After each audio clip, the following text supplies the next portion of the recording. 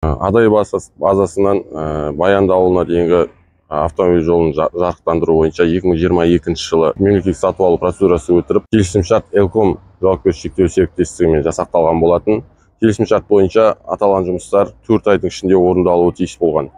Алайда Элком мекемесімен барлық жұмыстар 109 миллион теңгеге барлық жұмыстар жасалып, опоралар бәрі қойылып, жарық шамдарын қондыру кезінде жарық шамдарының маркасы жобаға сәйкес келмегендіктен авторлық қадағалау жобалаушы мекемемен келісім таппай жарық шамдары әкеліп қондырылмаған болатын. Сол себепті келісімшарт бойынша орындау мерзімі өтіп кетуіне байланысты тапсырыс беруші Мұнайлы аудандық тұрғын үй коммуналдық шаруашылығы жолаушылар көлігі автомобиль жолдары бөлімімен сотқа беріліп,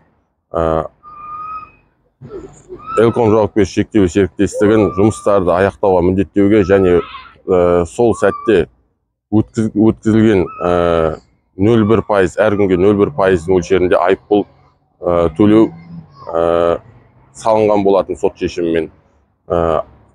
Сонымен қатар жосықсыз өнім беруші ретінде, тану ретінде де сұранысы қанағаттандырылған болатын. Алайда мамыр айында апелляциялық соттың шешімімен жосықсыз өнім беруші ретінде талабы қанағаттандырусыз қалдырып, алайда жұмыстарды аяқтауға міндеттеу және айыппұл белгіленген айыппұлды төлеу күшінде қалдырылған болатын.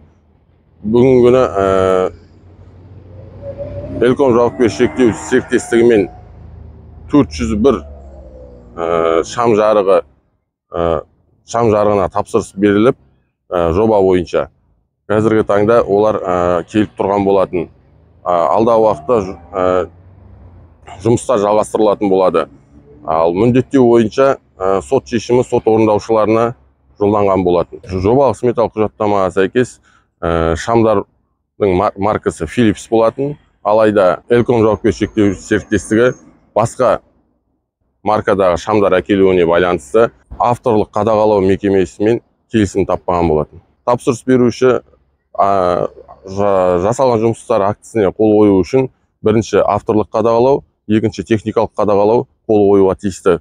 Олардың қолдары болмаса тапсырыс беруші қол қоймайды. Сол себепті Элком жауапкершілігі шектеулі серіктестігінің әкелген жасалған жұмыстарды актісіне қол қоймай жасалған жұмыстарды қабылдамаған болатын. Қазіргі таңда барлық опора освещение дейді, сол бұлары қойылған, және де трансформатор да қойылған, тоқ линиялар да тартылып тұр. Тек қана жаңағы электрошамдарына ғана тоқталып тұр жұмыстар. Мемлекеттік сатып алу заңнамасына сәйкес әр мердігер мекеменің акт-учет работа әкелгеннен кейін 30 күннен кешіктірмей тапсырыс беруші ақысын төлеу керек. Төлемеген жағдайда тапсырыс беруші 0,1% айыппұл төлеуге тура келеді. Сол себепті ол ақша төлеуге тиісті келісімшарт бойынша. Сол сәтте 1,7 жуық айыппұл салынып, оны өндірілген болатын мемлекет қазынасына. Күнделікті қарым-қатынасқа шығудамыз, алайда Элком мекемесі жасаймыз деген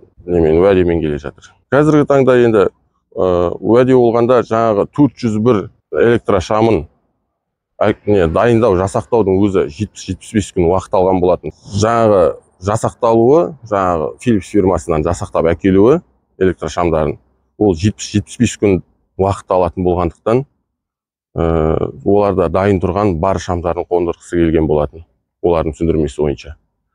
Алайда олардың мүмкін сапасына байланысты шығар, мүмкін өмір сүру деңгейіне, ұзақтылығына байланысты шығар, оны жобалаушы мекеме қолдамаған. Тапсырыс беруші ретінде заң аясында барлық заттарды орындаған болатынбыз, сотқа бердік, жосықсыз деп анықтауды сұрадық, айыппұлын сұрадық, және де жұмыстарды аяқтауға міндеттедік. Бұдан әрі қарай жұмыстар сот орындаушыларының атқару парағына сәйкес сот орындаушылардың жұмыстарының міндеттері болып табылады.